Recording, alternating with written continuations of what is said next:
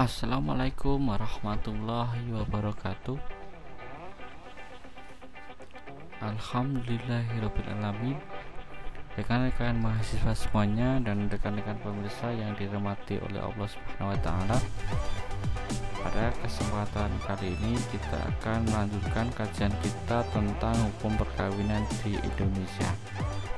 Sebelum saya lanjutkan, semoga rekan-rekan semuanya dalam kondisi sehat walafiat dan tetap semangat untuk selalu belajar.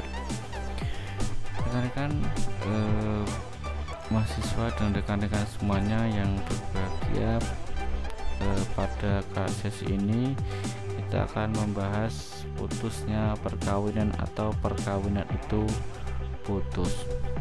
Sebagaimana kita ketahui dalam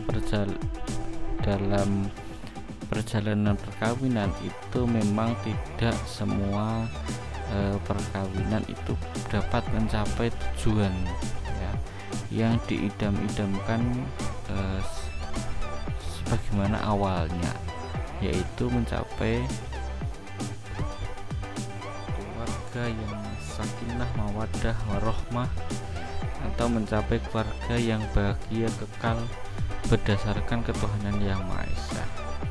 Ya, pada awalnya ingin mencapai itu, tetapi tidak banyak tidak sedikit ya, keluarga itu tidak bisa bertahan ya setahun, tidak bisa bertahan 3 bulan, tidak bisa bertahan 10 tahun, dan dengan berbagai alasan dan sebabnya, sehingga perkawinan yang dibangun atau keluarga yang dibangun tadi itu menjadi cerai-berai, menjadi tidak bahagia lagi, tidak mencapai keluarga yang sakinah mawaddah warohmah, dan akhirnya perkawinan itu putus ya, ini atau putusnya perkawinan yang telah terjadi.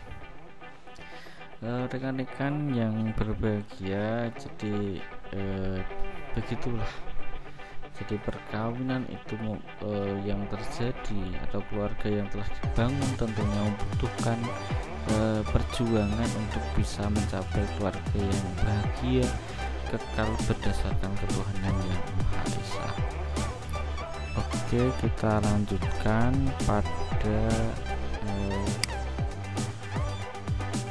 slide berikutnya adalah apa yang akan kita bahas pada sesi ini adalah perkawinan putus dalam fikih konvensional, tetapi ini juga sekali lagi tidak akan mendetail ya, karena ini ada di mata kuliah fikih munakahat ya, dan saya kira lebih tepatnya memang pembahasan ini di fikih munakahat, sehingga tidak akan kita bahas, walaupun memang saya tulis di sini hanya sebagai pewarna saja supaya tidak terlalu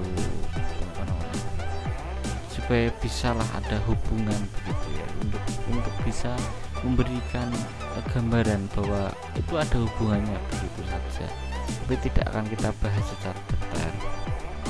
Kemudian makna perkawinan putus atau putusnya perkawinan ya, kemudian ada regulasi, kemudian tentang klasifikasi dan rinciannya, kemudian tentang akibat perkawinan itu putus itu apa.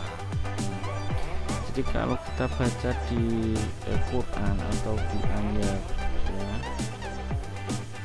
itu perkawinan putus atau perceraian itu putus itu karena ada ayatnya, at-thalaqu marratan fa'amsiku fa'imsaku bil ma'ruf au tasrihu bi ihsan.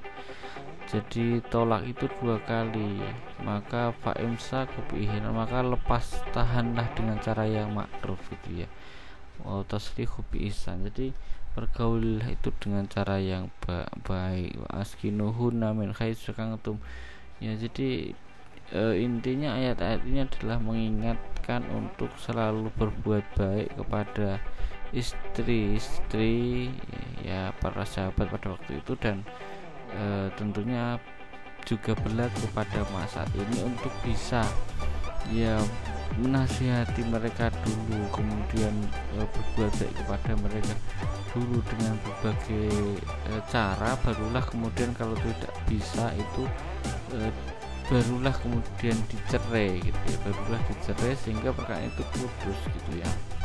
Nah, tentunya sekali lagi tidak akan saya jelaskan di sini karena ini adalah sudah di fikih munakahat. Ya, itu ada di Al-Baqarah ayat 229, at-thalaq marratan fa amsiku bil ma'ruf aw tasrih bi ihsan. Talak yang dirujuk itu 2 kali, setelah itu boleh rujuk lagi dengan cara yang ma'ruf atau menceraikannya dengan cara yang baik. Jadi kalau sudah 2 kali kemudian cerai lagi, maka kemudian sebenarnya tidak bisa kembali lagi ke istri tadi, kecuali si istri tadi itu menikah lagi dengan laki-laki lain, sudah cerai, sudah pada dukul, dan itu tidak ada rekayasa. Kemudian juga di surah At-Thalaq ayat 1, ayatnya agak panjang ya, intinya adalah mengingatkan para istri ya, ketika menceraikan istri itu dengan cara menceraikan mereka itu dengan masa iddah yang wajar gitu ya, dengan masa iddah, kemudian menghitung waktu iddahnya, kemudian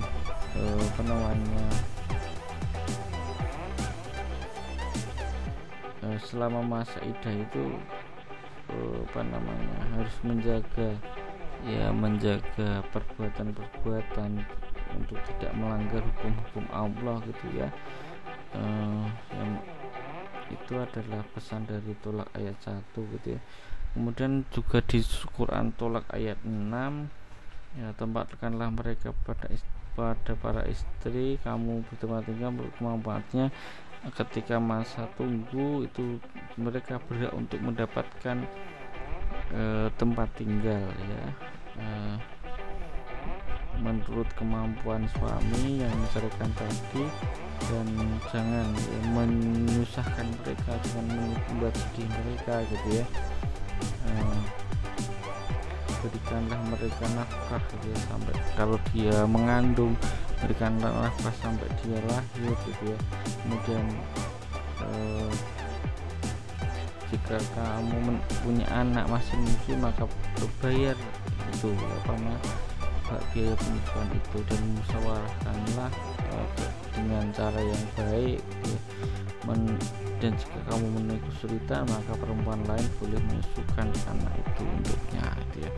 Ini adalah hal-hal yang terkait tentang perceraian khususnya, dan ini adalah sebagai tentunya banyak penjelasan di sana di kalangan para ulama bagaimana perceraian itu terjadi. Jadi perceraian di dalam ajaran Islam itu diperintahkan dengan cara yang ma'ruf, dengan cara yang baik, dengan alasan-alasan yang dibenarkan secara agama, misalkan karena tidak taat kepada agama, tidak menjalankan perintah agama, tidak mau dinasihati. Lah ini adalah pembahasan dalam fikih klasik tentunya.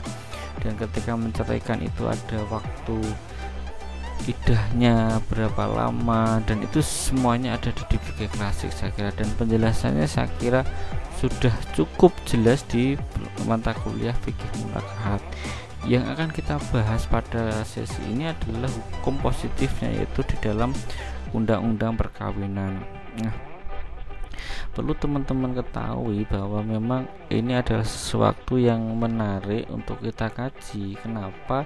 Karena dalam faktanya memang perceraian itu adalah kasus yang tertinggi di pengadilan agama. Jadi kalau teman-teman itu ke pengadilan agama atau teman-teman itu mengecek data, maka sampai di tahun 2017, tahun 2018, dan mungkin tahun 2019 juga sama, bahwa penanganan perkara yang paling tinggi itu adalah cerai gugat, barulah cerai talak, lalu isbat nikah dan lain sebagainya.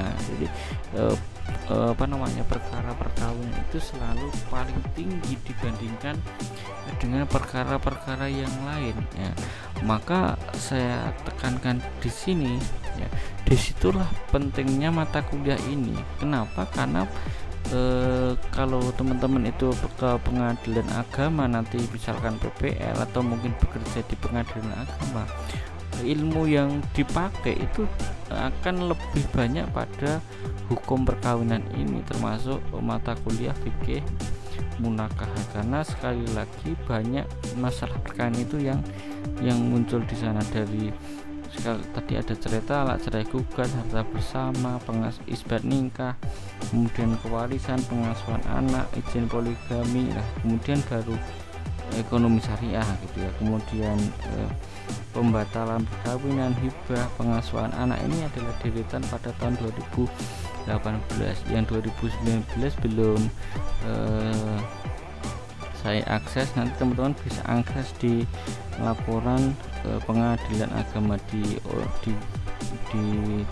meja atau di websitenya di websitenya MA, itu biasanya akan muncul laporan tahunan. Nah, rekan-rekan yang berbahagia yang dirahmati oleh Allah Subhanahu wa taala, dan kalau teman-teman lihat itu di data tentunya banyak ya janda baru di setiap tahun, bahkan di setiap bulan itu bisa sampai 1000-an sampai ribuan, 3000-an data, bisa per tahun, bisa per bulan, itu bisa terjadi gitu ya. Dan ini adalah sesuatu yang miris. Kenapa di negara kita yang mayoritas itu muslim kemudian banyak terjadi cerai talak ataupun cerai gugat? Ini sesuatu yang miris. Apakah ada kesalahan di sini? Nah, ini adalah pentingnya kita belajar di fakultas syariah itu untuk mengetahui itu. Apakah ada yang salah di sini? Mungkin kesalahannya itu di dalam pembinaan perkawinan, ataukah yang salah itu adalah gaya hidup atau apa ya, atau kalau solusinya apa? Apakah diperlukan sertifikat kursus nikah sebelum menikah gitu ya? Ini sebagai syarat untuk menikah. Ini juga selalu dikaji oleh para pembuat kebijakan. Kemenang juga mengkaji, kemudian mungkin para peneliti tentunya juga mengkaji itu untuk melakukan kebijakan atau penelitian ataupun saran dan lain sebagainya untuk mengurangi tingginya tingkat perceraian di Indonesia. Rekan-rekan yang berbahagia, jadi itu tadi ya gambaran awal. Perkawinan putus ini memang sesuatu yang menarik. Setidaknya kita itu kalau membahas tentang putusnya perkawinan itu kan tentu ada sebabnya apa. Kalau di sini sudah saya tulis itu ada kematian. Tentu kalau sudah terjadi kematian akan menyebabkan perkawinan itu putus secara otomatis. Nah, setelah terjadi kematian itu, kalau dalam Indonesia ya, kalau dalam kondisi normal itu bisa dibuktikan dengan adanya akte kematian. Tetapi ada juga kematian yang itu karena perkiraan atau karena putusan pengadilan secara hukmi saja ya, karena mungkin hilang atau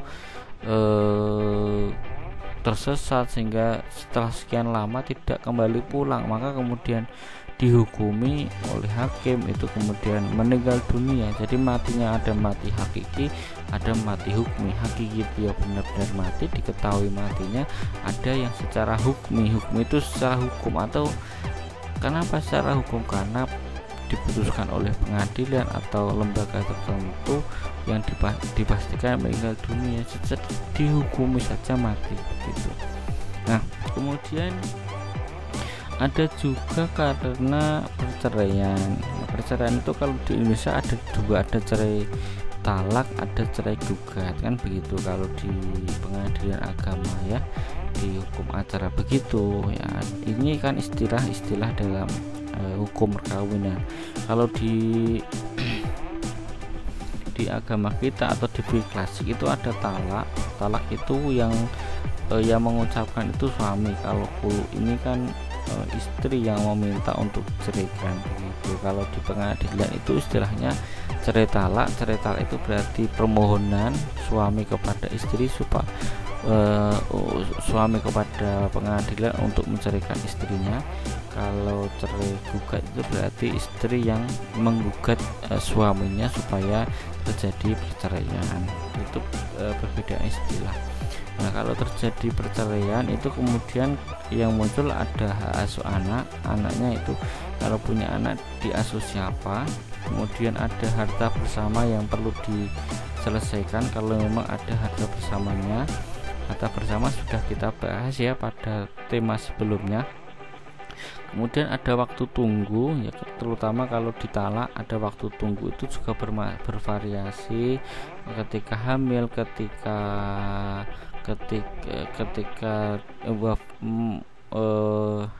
ketika masih hamil atau tidak hamil atau bagaimana, itu nanti kan ada masa tunggunya. Nanti kita jelaskan lagi. Kemudian ada pelunasan mahar. Jadi kalau ini juga fikih lagi ya. Jadi kalau mahar itu belum dibayar, maka ketika sudah terjadi duhul atau ba'da duhul atau telah terjadi hubungan biologi suami istri, maka mahar yang belum lunas sebelum terjadi perceraian itu harus dibayar lunas dulu, harus dilunasi. Nah, ini tentunya prosedurnya bagaimana, ini tentunya juga perlu kita kaji lagi ya. Kemudian karena putusan pengadilan itu salah satunya apa itu ya, li'an ini. Jadi bentuk karena putusan pengadilan kan perceraian sudah jelas itu kan harus ada putusan pengadilan ya. Kalau putusan pengadilan murni selain perceraian itu ya li'an ini ya. Li'an ini ya apa yang yang terjadi setelah li'an tentunya adalah tidak boleh rujuk atau tidak boleh kembali kepada istrinya ini lamanya setelah terjadi li'an. Itu adalah sebab-sebab putusnya perkawinan. Jadi banyak ya. Kalau bentuknya itu bervariasi kalau di fikih ya. Kalau di fikih munakahat itu bentuk perkawinan putus ini lebih banyak ya. Ada talak, ada khulu, ada fasyah, ada zihar, ada ilah, ada li'an. Kira-kira ada 6 jumlahnya. Jadi lebih banyak pada fikih ya istilahnya daripada hukum perkawinan di Indonesia gitu. Kemudian akibat perkawinan putus nanti ada ya. Di sana ada pemberian harus berpisah, kemudian ada pemberian mut'ah, pembayar utang ya, termasuk mahar, nafkah dan hal lainnya selama dalam perkawinan. Kemudian ada juga masa iddah gitu ya. Kemudian ada nusus ya, kalau nusus istri, nusus suami, sikok gitu ya. Nusus itu durhaka ya, kalau sikok itu cekcok. Ini adalah sebabnya ya, bisa diartikan sebab terjadi atau antisipasinya ya. Kalau di fikih itu kalau nusus kan dinasihati dulu, tetap ngeyel, kemudian dipisah ranjang. Kalau dipisah ranjang tetap tidak bisa dinasihati, kemudian dipulangkan atau kemudian dicerai talak gitu, atau ditalak dalam fikih. Kalau sikok ini kan kalau di fikih itu percekcokan atau pertentangan ya, pertengkaran ya. Maka solusinya kalau dalam fikih munakahat itu mendatangkan hakim, didamaikan antara suami istri tadi yang cekcok, maka kemudian didamaikan. Itu adalah kalau sikok ya. Kalau perdamaian juga tidak bisa ya, tentunya akan mengarah kepada terjadinya perceraian. Oke, itu yang berikutnya adalah jenis kita khusus ke perceraian. Jadi tadi sudah kita jelaskan atau sudah kita singgung ya, banyak tentang perceraian, jadi dari jenisnya, kemudian dari apa yang menimbulkannya. Jadi kalau di sini jelas bahwa perceraian itu kalau di Indonesia harus lewat pengadilan, itu ya, harus lewat pengadilan dengan alasan tertentu. Ini yang perlu kita catat. Jadi perceraian di Indonesia itu dipersulit dengan apa itu, dengan harus lewat pengadilan dan dengan alasan tertentu. Ini tentunya berbeda dengan fikih klasik ya. Kalau fikih klasik itu tidak ada syarat untuk ke pengadilan ya, memang begitu. Lalu karena kita hidup di negara hukum itu yang di fikih tadi itu diunifikasikan atau dijadikan hukum di Indonesia, maka perceraian harus lewat pengadilan. Kenapa begitu ya? Ya begitu karena dipersulit supaya tidak mudah orang itu mengatakan cerai begitu saja, tinggal pergi, tidak ada tanggung jawab. Nah, itu fungsi dari adanya negara itu seperti itu, memiliki kekuatan untuk mengatur warga negaranya supaya perceraian itu tidak sembarangan orang, tidak sembarangan diucapkan dimanapun dan kapanpun, tidak bisa ya. Di negara hukum perceraian itu di Indonesia harus lewat pengadilan dengan alasan tertentu. Kalau alasannya tidak masuk akal, tidak logik, maka kemudian tidak boleh terjadi perceraian. Yang kedua adalah waktu tunggu. Nah, ini juga bermacam-macam waktu tunggu itu. Kalau dia karena kematian, maka si istri itu boleh menikah lagi kalau sudah 130 hari gitu ya. 4 bulan ditambah 10 hari, barulah si istri tadi itu baru boleh menikah lagi. Kalau itu hamil, maka harus menunggu sampai melahirkan baru bisa menikah lagi. Kalau ditinggal suaminya itu masih dalam hamil. Ini sesuai dengan kompilasi hukum Islam. Kalau terkait tentang anak dan harta, ini sudah kita jelaskan ya di pertemuan sebelumnya. Di sana ada pengasuhan anak ya. Di pengasuhan anak itu sudah saya jelaskan bahwa hak asuh anak itu dipermasalahkan ketika terjadi perceraian. Maka ketika tidak terjadi perceraian ya tidak usah hak asuh anak itu diperebutkan, karena ketika masih menjadi satu keluarga ya, hak asuh anak itu kan diasuh bersama-sama, tidak perlu diperebutkan. Nah, kalau terjadi perceraian itulah baru diperebutkan begitu.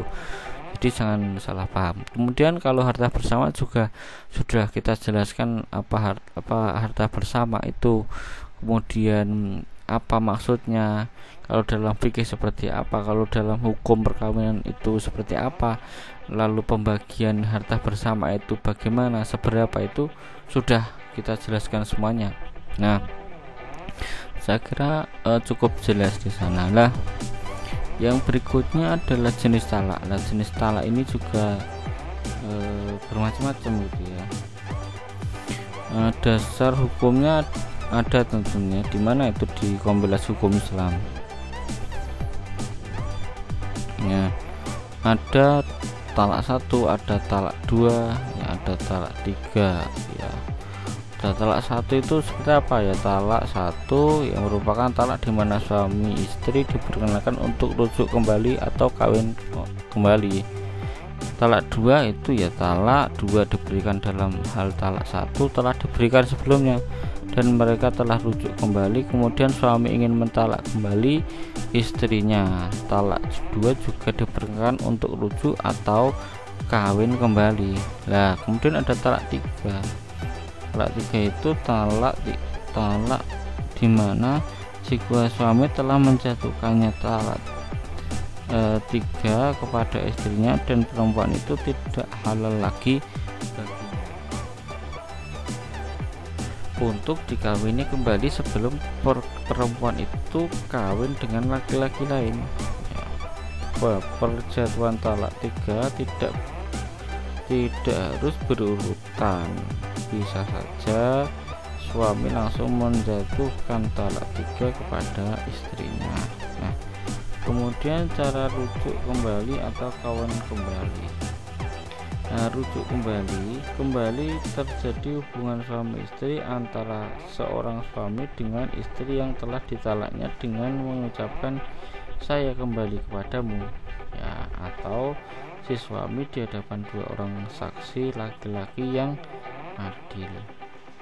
Kawin kembali, kedua bekas suami istri memenuhi ketentuan sama seperti perkawinan biasa, yaitu ada akad nikah, saksi dan lainnya untuk menjadikan mereka menjadi suami atau istri kembali. Itu adalah rujuk kembali, ya.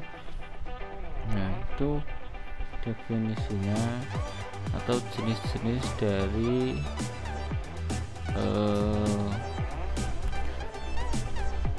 perceraian. Yang berikutnya adalah tentang waktu tunggu, ya. Jadi kalau waktu tunggu itu ada 4, ya. Kalau waktu tunggu itu ada 4. Pertama, kalau meninggal dunia itu ke waktu boleh menikah kembali itu 130 hari, jadi 4 bulan lebih 10 hari. Kalau dia hamil berarti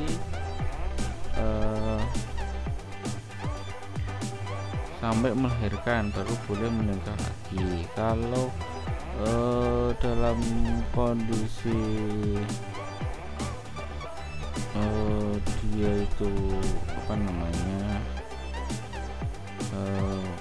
tidak hamil, maka ditunggu 90 hari. Kalau dalam fikih klasik itu ya 3 kali suci, ya. Kalau dalam fikih itu masih diperdebatkan apa maksud dari 3 kali suci, ya. Apakah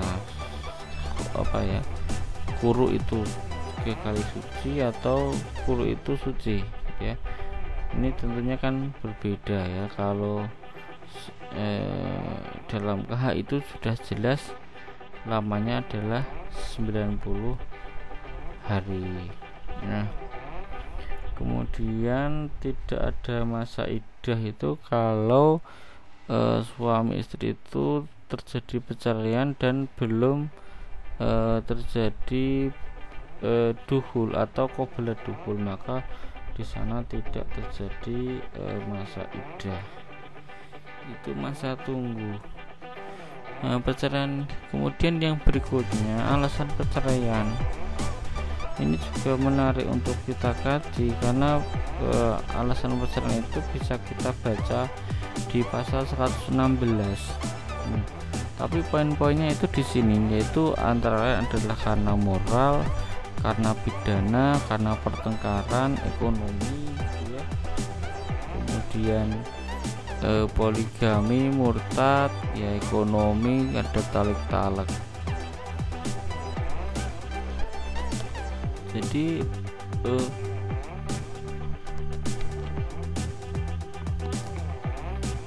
banyak hal, misalkan alasan perceraian dalam pasal 116 Kompilas Hukum Islam itu apa? Misalkan salah satu pihak berbuat zina atau menjadi pemabuk, pemadat, menjudi dan lain sebagainya yang sukar disambungkan.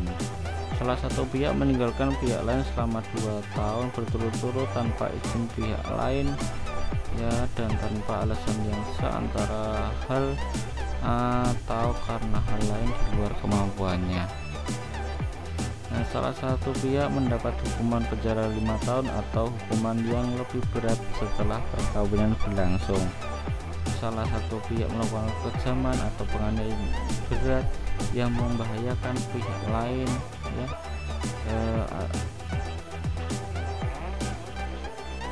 Salah satu pihak mendapat cacat badan atau penyakit dengan akibat tidak dapat menjalankan kewajiban sebagai suami istri. Antara suami dan istri terus-menerus terjadi perselisihan dan pertengkaran dan tidak ada harapan akan hidup rukun lagi dalam rumah tangga. Kemudian suami melanggar tali talak, dan terakhir di dalam pasal 116 adalah peralihan agama atau murtad yang menyebabkan terjadinya ketidakrukunan dalam rumah tangga. Jadi bisa karena moral, bisa pidana, bisa poligami. Jadi poligami juga bisa menjadi alasan terjadi perceraian. Kemudian adanya ekonomi, ini juga sering terjadi. Kemudian juga adanya tali talak, itu juga sering terjadi menjadi penyebab adanya perceraian, atau itu semua menjadi alasan perceraian. Next, yang berikutnya ini adalah li'an. Li'an ini juga sangat menarik untuk kita kaji. Li'an ini intinya adalah ketika si suami ini tidak mengakui bahwa atau suami ini menuduh sang istri itu telah berbuat zina dan atau mengingkari anak dalam kandungan atau yang sudah lahir dari istrinya, sedangkan istrinya menolak tuduhan dan atau pengingkaran terhadap tuduhan tersebut. Li'an itu hanya sah apabila dilakukan di hadapan sidang pengadilan agama. Nah, ini juga tata cara li'an dan akibat li'an itu diatur di pasal 127 sampai pasal 128 kompilasi hukum Islam. Saya harapkan rekan-rekan mahasiswa dan rekan-rekan semuanya bisa mengecek lagi tentang li'an. Itu ada di pasal 125 sampai pasal 128, dan yang pasal 127 sampai pasal 128 tadi itu berisi tata cara li'an. Sedangkan akibat li'an itu di pasal 125. Nah, kalau kita berbicara bagaimana tata cara li'an itu adalah sebagai berikut. Tentunya satu di hadapan sidang pengadilan agama ya. Kemudian suami bersumpah 4 kali dengan kata tuduhan zina atau pengingkaran anak tersebut, diikuti sumpah kelima dengan kata-kata laknat Allah atas dirinya atau dirimu ya istri tersebut ya, apabila tuduhan dan atau pengingkaran tersebut dusta. Kemudian istri menolak tuduhan dan atau pengingkaran tersebut dengan sumpah 4 kali dengan kata tuduhan dan atau pengingkaran tersebut tidak benar, diikuti sumpah yang kelima bagaimana dengan kata-kata murka Allah atas dirinya, tuduhan dan atau pengingkaran tersebut benar. Nah, yang ketiga, tata cara pada huruf A, yaitu huruf tadi suami bersumpah 4 kali dengan kata tuduhan zina atau pengingkaran tadi, diakhiri dengan laknat tadi, atau yang B tadi merupakan satu kesatuan yang tidak bisa terpisahkan. Artinya ketika suami bersumpah maka kemudian diikuti istrinya, itu sesuatu yang dalam satu waktu, tidak bisa dipisahkan. Suaminya bersumpah hari ini kemudian istrinya besok, itu tidak bisa. Jadi dalam satu kesatuan waktu dan tempat. Nah, apabila tata cara huruf A tidak diikuti dengan huruf B, artinya sumpah suami tadi tidak diikuti dengan sumpah istri juga, maka dianggap tidak terjadi li'an. Nah, akibat li'an itu adalah tentunya suami istri tersebut tidak bisa rujuk dan tidak bisa menikah kembali selama-lamanya. Ini adalah juga penyebab terjadinya putusnya perkawinan. Nah, tadi sudah saya singgung juga akibat perceraian itu ada apa saja. Ada di sana ada nafkah, iddah, dan mut'ah ya, harus membayar nafkah iddah dan mut'ah. Ini juga tergantung dari putusan pengadilan juga ya. Kemudian biaya haduna anak, jadi anak itu tetap menjadi tanggung jawab orang tua tadi walaupun terjadi perceraian atau terjadi putusnya perceraian. Yang membiayai anak siapa dalam hukum kita adalah ayah anak tersebut. Nah, kemudian melunasi mahar kalau memang maharnya itu belum lunas, tadi sudah saya jelaskan juga. Kemudian juga terkait tentang pembagian harta bersama, itu sudah saya jelaskan juga pada tema harta bersama. Yang berikutnya kita lanjutkan, ini juga sudah ada ya, tadi sudah saya jelaskan. Kalau kematian itu masa tunggunya 130 hari, kalau dia tidak haid itu 3 kali suci. Itu kalau di fikih klasik. Kalau di kompilasi hukum Islam itu 90 hari. Kalau dia hamil maka ditunggu sampai melahirkan, maka baru boleh melakukan nikah lagi, ditinggal. Kemudian kalau belum terjadi hubungan biologis atau belum terjadi atau qabla dukhul itu maka tidak ada masa iddahnya. Oke, demikian yang bisa saya sampaikan. Tentunya masih banyak hal yang sebenarnya perlu kita kaji, tetapi karena terbatasnya waktu, saya kira itu hal-hal yang mungkin menjadi dasar kita ya di dalam membahas tentang putusnya perkawinan. Dan pembahasan ini sebenarnya sangat banyak ya, dari alasan perceraian, dari masa iddah, kemudian dan bagaimana tata cara perceraian dan lain sebagainya. Ini tentunya kalau kita kaji satu persatu menjadi sebuah kajian yang sampai berseri-seri gitu, nantinya sampai lama dan gitu ya. Harusnya lian satu pertemuan, talak satu pertemuan misalkan, kemudian masa iddah itu satu pertemuan. Nah, ini kan akan lama. Tetapi sekali lagi ini adalah sebuah ringkasan saja, atau hanya pemantik dalam diskusi kita supaya teman-teman semua itu bisa lebih semangat dalam menggali hukum perkawinan di Indonesia, dan juga tidak terlepas dari keilmuan fikih munakahatnya gitu ya, karena itu sesuatu yang penting ya, walaupun memang agak ada perbedaan ya istilah-istilahnya saja. Misalkan kalau tadi itu, kalau dalam fikih munakat itu kan salah satu kuru 3 kali kuru. Kalau dalam fikih konvensional itu kita masih terjadi perdebatan yang sangat panjang, kuru itu apa gitu ya. Kuru itu apakah 3 kali suci atau 3 kali haid? Nah, kalau dalam fikih klasik masih terjadi perbedaan pendapat, alasannya ini, dalilnya ini gitu ya, macam-macam gitu. Kalau dalam hukum perkawinan itu simpel, itu tidak usah diperdebatkan. Lu dikahi berapa sih? 90 hari cukup gitu ya. Oke, itu gambaran perbedaan. Karena kenapa? Karena hukum di Indonesia atau hukum perkawinan atau ya regulasi-regulasi tadi itu berfungsi untuk kepastian hukum, tidak kembali ke fikih klasik lagi. Kalau kita kembali ke fikih klasik, maka bisa saja hakim satu dan hakim yang lain akan memutus perkara yang sama tetapi putusannya beda gitu ya. Sama-sama memutus dengan mau 3 kali suci atau 3 kali kuru, yang satu pakai 3 kali suci, yang satu 3 kali 3 kali haid, itu kan nanti berbeda. Maka kemudian ada KHI yang mengatakan itu 90 hari, maka kemudian hakim harusnya sama gitu, antara satu dengan hakim yang lainnya. Inilah pentingnya kita belajar hukum perkawinan ya. Kalau kita di fikih klasik, kita mengetahui oh ini nih pendapat ulama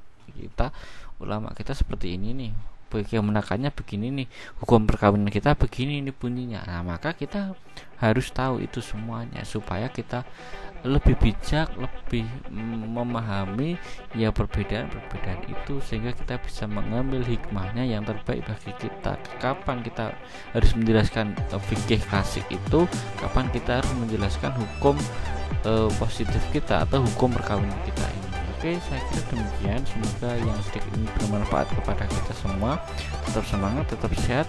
Terima kasih. Alhamdulillahirabbil alamin. Wassalamualaikum warahmatullahi wabarakatuh.